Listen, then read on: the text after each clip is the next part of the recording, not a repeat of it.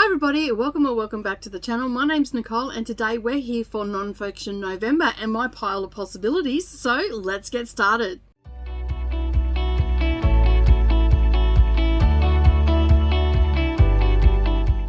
Good morning or good evening everybody and welcome back to the channel. Thank you for taking some time out of your day and spending it with me while I prattle on about the books that I am planning on reading for November, which is Nonfiction November.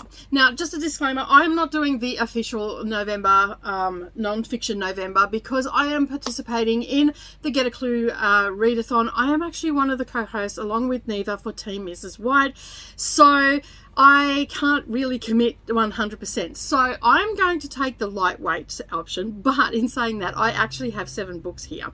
One of which I know is a host favourite from the Get a Clue readathon, so I'm planning on reading that sooner rather than later. Alright, so I have a couple of recommendations here. I've got a couple that are on audiobook as well. And I have a couple that are going to fit the Get a Clue readathon, as I just said. All right, so I'm going to start with the one that is a host favourite, and that is Ace, What Sexuality Reveals About Desire, Society, and the Meaning of Sex by Angela Chen. And this is Nell's host favourite. So I have had this on my shelf for a couple of weeks now, probably close to 6 weeks. I ordered it, and as I did a little story over on Instagram, I said Nell made me do it. So she talked about it so passionately that I really needed to pick this up and have a read of it.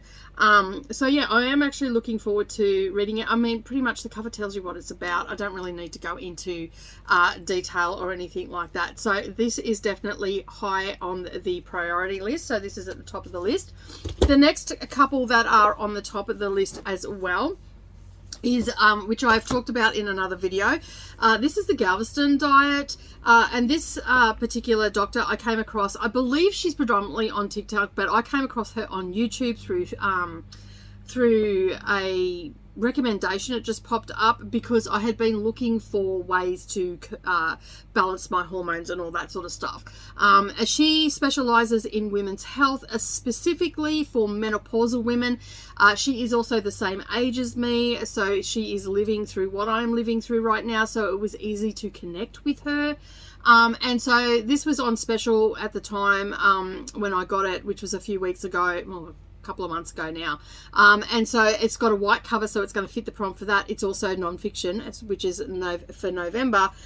So this is going to apparently enlighten me in tools that I can use to help shift some stubborn weight, especially around my midsection, because that is a dangerous place for me to have it. As I've mentioned in the last video, I also have a thyroid condition, which makes it even harder. So hopefully with what I've learned about my thyroid condition and combined with this, I might be able to glean something from it and help me shift that weight.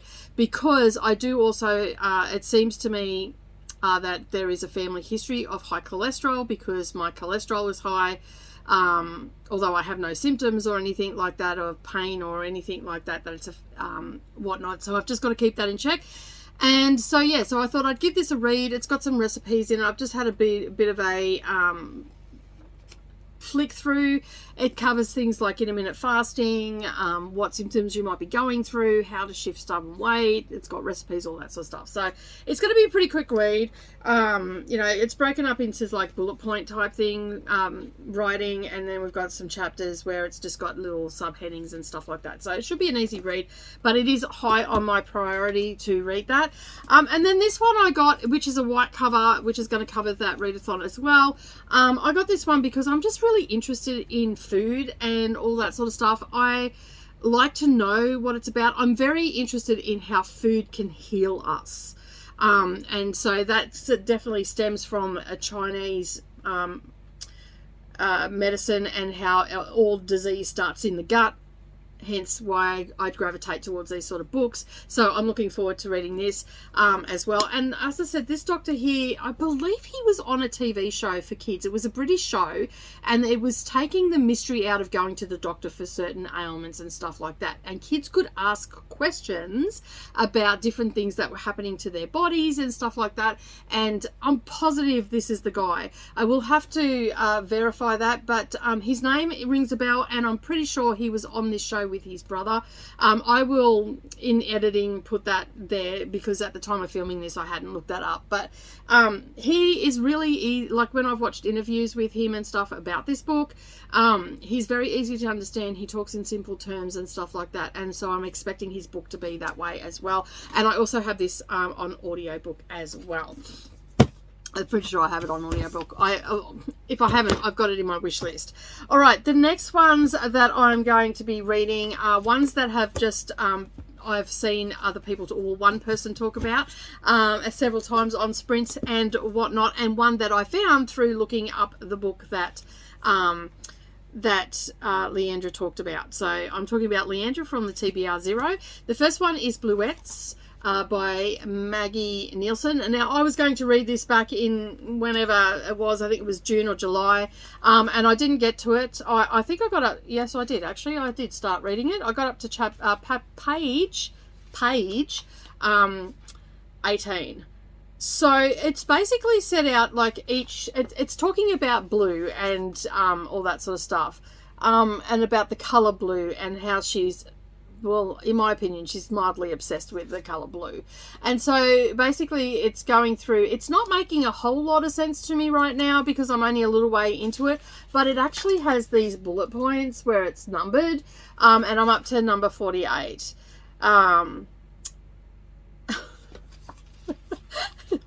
Okay, number 48. Imagine, for example, someone who fucks like a whore is the first sentence. Someone who seems good at it, professional. Someone who you can still see fucking in the mirror, always in the mirror, crazy fucking about 3 feet away in an apartment lit by a blue light.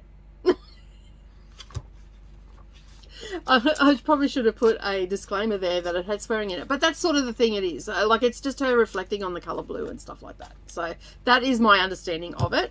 Then when I was looking up for this, I was looking at this author, I came across this one, and this was, at the time it was free, I think, in Audible, and that's what drew my attention to it. And this is called The Red Parts. Again, colour. It's an autobiography of a trial, and it's by Maggie Nielsen, and I believe it's her auntie went missing, and then there subsequently was a trial about her murder. So yeah, I'm looking forward to actually reading this one. It says it is a memoir, which is to say it relies on my memory and consists primarily of my personal interpretations of events and, where indicated, my imaginative recreation of them. Conversations and other events have been recreated to invoke the substance of what was said or what occurred.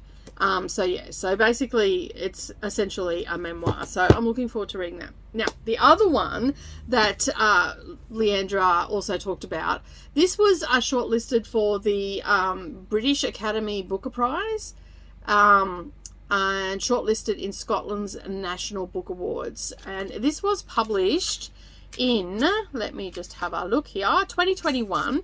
It is by Carl Flynn, and it's called Islands of Abandonment, Life in a Post-Human Landscape. So yeah, so it also was shortlisted for a 2021 nonfiction, the Gifford Prize, for nonfiction. So yeah, it's done its rounds and all that sort of stuff, but this sounded really interesting. Now, the reason this sounded so interesting to me was because my husband and I, a few years ago, used to watch a lot of YouTube videos where this guy used to go to like abandoned places where people have just left for whatever reason, you know, like because it was unsafe. Like there was one place in Italy where there was an earthquake and the whole town was built on the side of a cliff and it wasn't safe for them to stay there anymore. So they all had to leave, and he would go in there into places like that, abandoned theme parks that were, you know, under construction that never opened, but for whatever reason they were just abandoned towns, all that sort of stuff. So that sort of thing is very intriguing for me. So when Leandra was talking about this on Sprints, I'm like, you know what, I have to get this. And so yeah, and it's got such a beautiful cover too. It's like, it's all purple and whatnot, but it's so beautiful. So I'm really interested to read this, and just the sense of you know, being alone and just not having anything else around, just total abandonment, really intrigues me, what that would feel like and all that sort of stuff. And from what Leandra was saying, I feel that you could possibly get that sensation from this. So that is one that I'm looking forward to reading. And this is also, if you don't want to get the physical book, I did find this on Script, in both ebook and also audio. If you can get it in audio, why would you? Like, I like to listen to my non-fictions, but sometimes you can't get the audio, so when you find it, it's like, yay. So yeah, but I didn't know that until after I purchased the book, and I thought, oh, I wonder if it's on Script, and it was. So this one here, I used to get a entrepreneurial book subscription box that had information in it. It had masterclasses and all that sort of stuff by the way of Zoom and all that sort of stuff, and I got that for quite some time. So this, I think, is the last book that I have to read out of those boxes. I think I got it for about 12 months, maybe 14 months. And they, you know, they'd send you a card with a little slogan on it. They'd give you some business tools and stuff like that, but it was predominantly geared towards women in business, and that's why I got it. And it was based here in Australia, and you know, all the Australians can attest to this. We get no subscription boxes whatsoever here. So when one does come up and someone's taken the time, I like to support them for as long as I can. So this one here was in it. And Jen, I've read another one of hers I forget what it's called now, but anyways, it's the Badass series. It was one of those ones. I didn't finish it though, but I did enjoy it while I was reading it. So it is to be finished, and I believe it's on my Kindle. So yeah, I got it ages ago. But this is You're a Badass at Making Money, Master the Mindset of Wealth by Jen Sincero, I think is how you pronounce her name. Probably not, but anyway, you know, we don't come here for Nicole to pronounce the last names of people, okay? Just saying. So in this one, you will learn how to uncover what's holding you back from making money, give your doubts, fears, and excuses the heave-ho, relate to money in a new and lucrative way, shake up the cocktail of creation, tap into your natural ability to grow rich, and shape your reality. Stop playing the victim to circumstance and get wealthy as you want to be. I mean, we could all do with that, right? So yeah, it's been sitting on my shelf for a while. It's not a very big book. I think there's only 256 pages in it. You know, nonfiction is usually set out in like bullet points and all that sort of stuff, short paragraphs, all that sort of stuff. Yeah, so I'm looking forward to reading that one. And then lastly, of course, I could not go past reading a craft book. This one I came across... I don't even know actually how I come across this. I think I was looking up New to the Bookshelf. I've got a segment in my cross stitch magazine that I put out quarterly, the seasonal one, and I also have some special editions that go out, and I have 8 editions that go out each year, but 4 of them are seasonal, so it's like a full magazine. So we've got things like new books that have come to the market, we've got an article about a particular type of needlecraft or anything like that. Next year I'm looking to expand a little bit more into the craft world and all that sort of stuff, and see if we can't build it up to something phenomenal. That's all available over on my craft channel on the Patreon. So yeah, $8.50 gets you every magazine for the year, and that's $8.50 a month, that's $8.50 Australian, which is $5 US. So we have different designers from around the world. At the moment we're currently showcasing Stitch with Susie. We're also showcasing Zena, who is from Cyprus. We also Noughts and Cross Stitches, and Deb from Frog Cottage Designs is also designing. I also designed for the magazine as well. You can see some of my designs just behind me here. And so, yeah, I think that's how I come across this one. Anyway, I digress on that. So this is the Subversive Stitch, Embroidery and the Making of the Feminine. It's by Rosishka Parker. And yeah, so I think it might have been when I was looking up like samplers and stuff like that, the history of the samplers, I think this may have popped up. So this one is like low on my priority list, because this one is one that I'm just it's going to be a bit of a rabbit hole. So with books like this, you tend to start reading them and then there'll be something mentioned and it'll take you down another rabbit hole. So this will be like a work in progress. It'll probably take me a full 6 months to 12 months to read it, because it's in my wheelhouse, and it just helps me want to learn a little bit more. So this one will probably get started closer to the end of the month. Of course, if it fits a prompt, well, then I might try and squeeze it in and just sort of breeze through it and all that sort of stuff. But it's got lots of pictures in here, on historical notes and all that sort of stuff, and, you know, garments and all that sort of thing. So yeah, it is just diving into the world of cross stitch and all that sort of stuff a little bit, and embroidery a little bit deeper, and all that sort of stuff. So yeah, all right, so they are the books, the non-fiction books that I have on my pile of possibilities.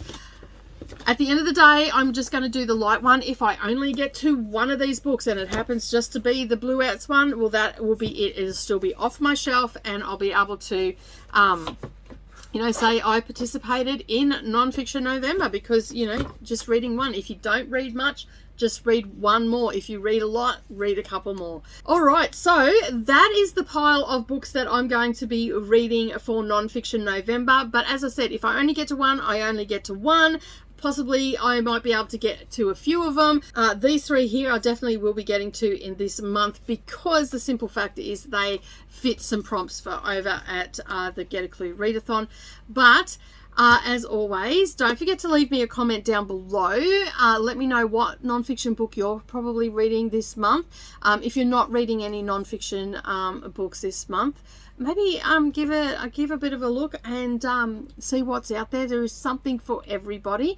But as always, don't forget to like this video, subscribe if you're new here and you've yet to subscribe, and leave me a book emoji if you don't want to leave a comment as well.